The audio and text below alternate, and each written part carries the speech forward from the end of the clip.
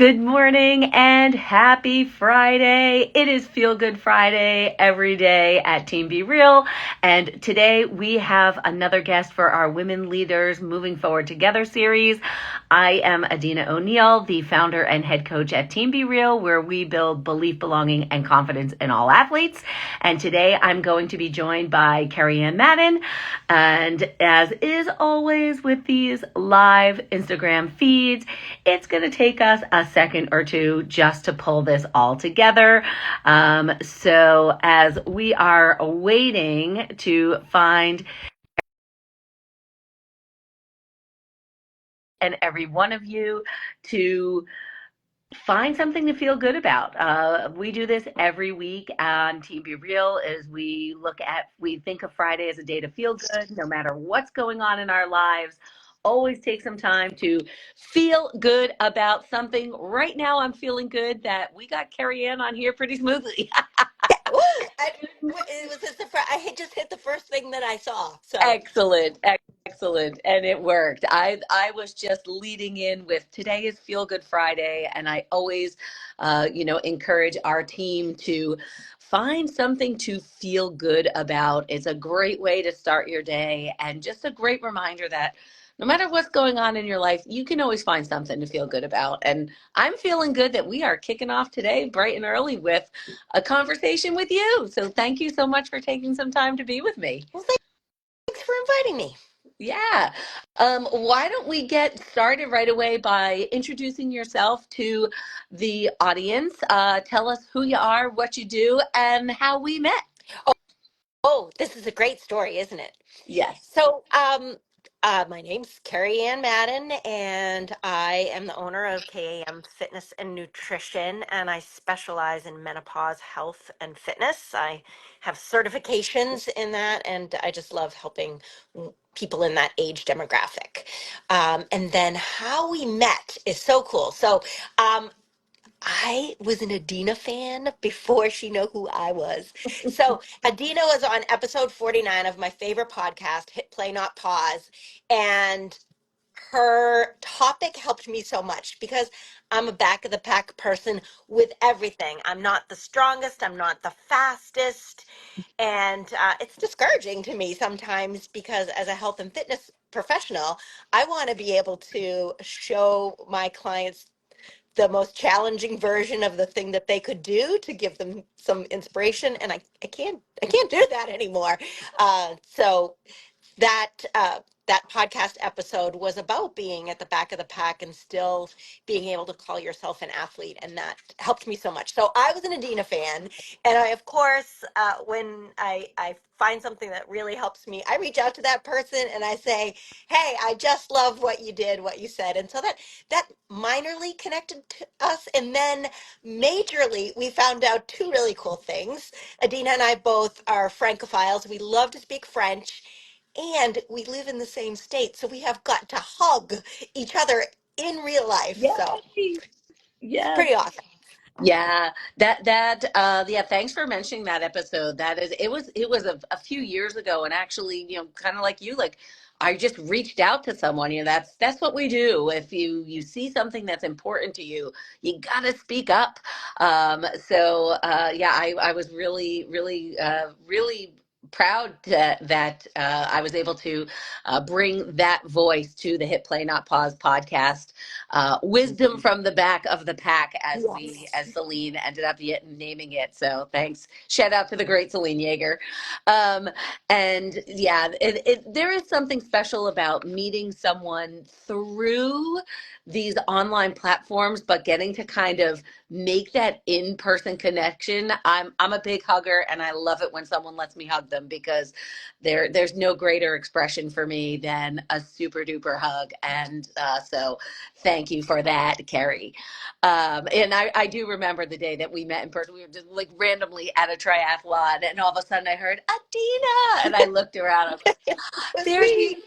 I don't know which one of us was happier to see the other at that point. We were just so excited because that unplanned, like slow motion. Ah! The It was best part about fantastic. it that I was at the start line. And so I took all that energy into the Yeah. water with me. And I'm Yeah. not even a strong swimmer, but I got the hug from the strong swimmer. So it really Yeah. helped me. Awesome, awesome.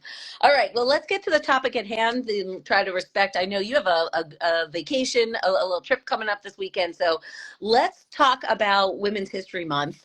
The theme this month is moving forward together, women educating and inspiring generations. When you hear that, what does that mean to you? Well, because I am steeped in the menopause space, it means a lot to me. Yeah. Because, and another shout out to Celine Yeager for the Hip Play Not Pause podcast, because it happened to coincide with my body's transitioning through menopause. And when I started to learn about all the lack of information, the lack of resources, the lack of medical knowledge, a lot of doctors don't get trained in menopause medicine, and not to their fault, it's just not part of the curriculum. So Right. sometimes people are getting misinformation or being dismissed around their symptoms, and that didn't happen to me. I wasn't completely dismissed, but my doctor was like, I don't know what to tell you. I looked at your blood. You seem not to be in menopause. And I'm like, why do I feel so horrible despite doing all these great things? So this educating and inspiring generations to me means that through my education, I want to share that with future generations. I have two children who were born with ovaries, and they're going to go through this. So I want to make sure that they feel knowledge. Because I was great at talking to them about um, puberty and menstruation and all that goes along with female body part Yep. reproduction, all of that continuum for people with ovaries. But I didn't know anything about menopause. My mom didn't talk about it. And we have talked about it since, and she said that she didn't really have any symptoms, so she just didn't mention it to me. So I had all the symptoms, and so all of that suffering that I went through, and then the subsequent education has really, lit a passion in me, a fire in me for just educating future generations about, what will happen to a body when it transitions through menopause. And it may not have any symptoms, but there's still some great things that we can do to help our longevity from that knowledge. So that's what that means Yeah. to me. And and I love I think that the menopause specifically and where we are in the evolution of our knowledge on it is like it really hits on that generational aspect of it because like you said, things like that tend to be passed down generation to generation, and if it wasn't talked about then we didn't pass it down, and not everybody is comfortable to discuss more intimate details with people who, sometimes a doctor, sometimes people don't like to discuss those kind of details with a doctor, even, that it's that intimate relationship that you may have with your mother or an aunt or even another woman who's in your relevant or similar age range, but to get those discussions going and have the information that we can even pass down, like it's a real exciting time for us in our age category that we are kind of the pioneers of talking about menopause. So I absolutely love that. Absolutely love that. And so thinking about where you who you may have talked to. I mean, there's a lot of women in our life who sometimes we talk about those intimate details with, or maybe who inspire us. I'd like to know who's an inspiring woman in your life. I, when I thought about this question before we turned on the Instagram live, it's really hard to pick, but I'm going to pick my mom. And I'm sure a lot of people pick their moms. And the reason that I want to pick my mom is because she always taught me to believe myself. Mm, So when I was a kid, there were some things that happened, and I brought them to her attention, and she had my back, and she protected me when other people didn't believe what I needed to tell. And so she teaching me that I could believe myself and seek answers And if I don't find the answer right away, that I can continue to ask for help until I find something that resonates with me. And so that's part of the reason I picked her. But also, my mom has a genetic disorder that affects her musculoskeletal system. And subsequently, she's fallen two times between June and October, like major Yeah. catastrophic injuries, and she's very young too, so it's been really difficult and hard for her. And so she's an inspiration to me because she's trying so hard to take care of herself so that she can be there for us. So that's inspiring to me. So a lot of the things I do, even when sometimes I just don't feel like exercising or doing my mobility or practicing my balance, Yeah. because I get tired. I'm a busy working professional, and that she inspires me to like, okay, I want to do this to be there for my kids and um, to help myself as I get older. So Yeah. Yeah, the thing that I want to highlight out of what you said, because it's a little different than what I've heard before, is I like the way you said, and I even wrote it down. I like the way it said to believe myself. And people all the time are like, "Oh, I don't believe in myself," but this is a very different. It's a nuance, but it's a different concept. Like believe myself, like believe what you know, like that what you're saying is right. It's a little different than believing in yourself, and I really liked that kind of that different nuance and that different theme. And yeah, and if I love that your mom inspired you in a very concrete way that is, adding to your life, but also something that's adding to the impact that you're making on women and the future generations to come through education. So awesome. That's great. I love it. thanks. That's great. Yeah. So I know you work predominantly with women, maybe completely with women. You can confirm that. I don't. But I work with guys no, too. okay. I work with everybody. That's awesome. Awesome. But how do you think that being a woman uniquely positions you to serve your clients better or make a stronger impact?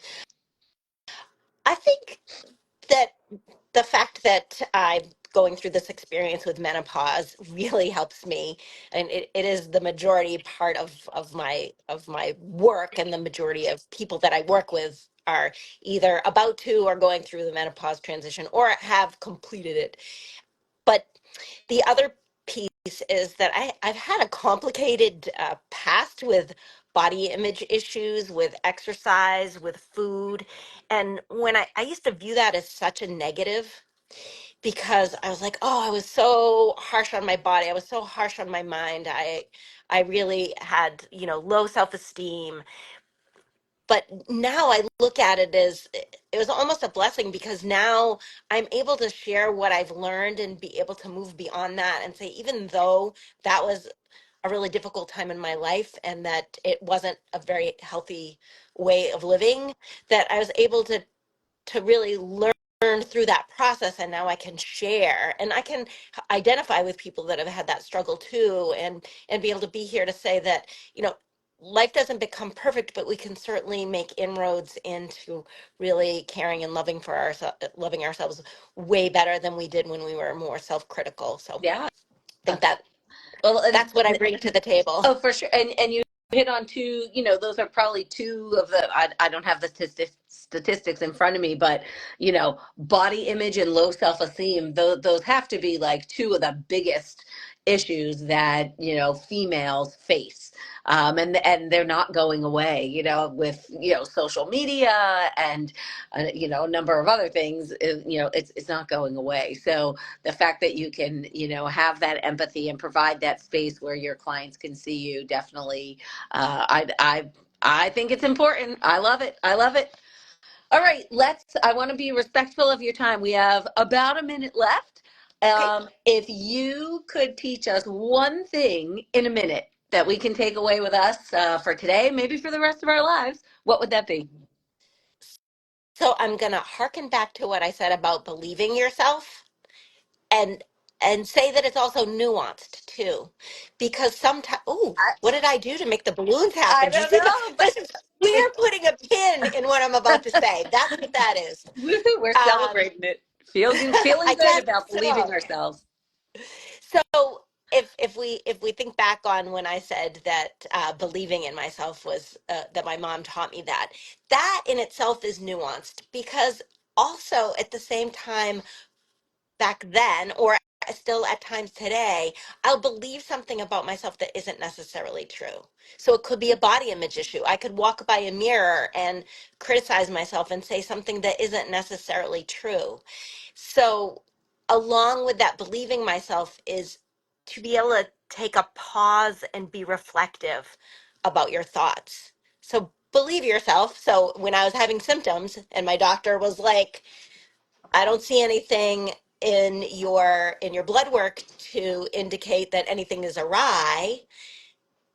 I still believed myself that I needed to continue to seek answers, that maybe that just wasn't my doctor's specialty, Yep.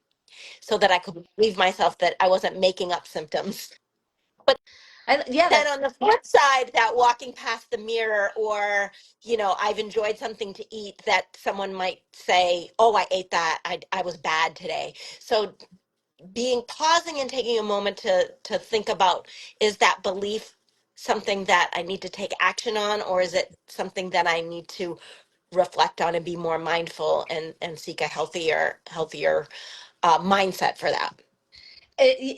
and you've just touched on a nuance that is, it's a really fine line, right? Between, yeah, I'm going to believe myself and trust what I feel and go with my gut, and then at the same time say, okay, but don't believe all the stories you're telling yourself, right? So that, is it true? I guess that's kind of, for me, when I was hearing, and the word that came up in my mind is like, what's true? Like, is it true? If it's a true thing, if it's actually happening and truthful, 100% believe it. And if you're bringing yourself down, if you ask yourself, is this really true? And you can say, well, no, I'm having a moment. Okay, have your moment, but then move on. So yeah, that's a great point, that it's so easy to get caught in that like stickiness of, yes, believe yourself, but what am I believing? Let's believe the true stuff. Oh, very cool. Very Yeah, cool. Oh, thank you I so hope it's much, Carrie. helpful to everybody. Yeah, you can learn something new every day, and that's something I've learned through doing these conversations. Is we've had a million conversations, and here I just learned something new. So it just find the people who fill you up, keep following them, and be open to learning new things. It is just that's how we're going to move forward together. So I personally am enjoying it. I mean, I started this a little bit from personal reasons, and it's been great. It's been filling me up and getting me excited about all different kinds of things. So I appreciate your time to come and chat with us. And speaking of following, please let everybody know if they'd like to follow you to learn more stuff, hear more about menopause support. Where can they find you? What do you got going on right now? Sure, I'm everywhere that you can look that I actually have an account is Kerry Ann Madden, spelled like Kerry, the county of Kerry in Ireland, and an Ann with no E, and Madden, pretty common last name, so Kerry Ann Madden. Instagram, Facebook, and LinkedIn are the Awesome. places you'll find me.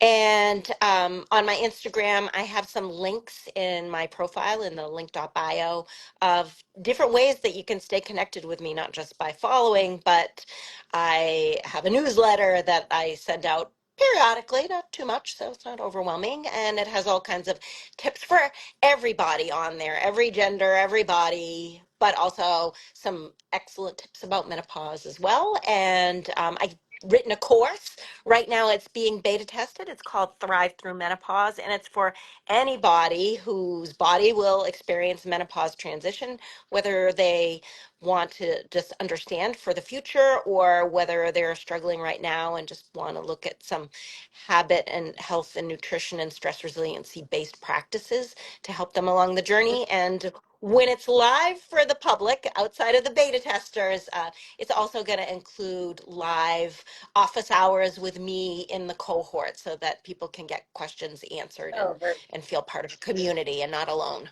very cool. I love those hybrid options. That makes a real special touch.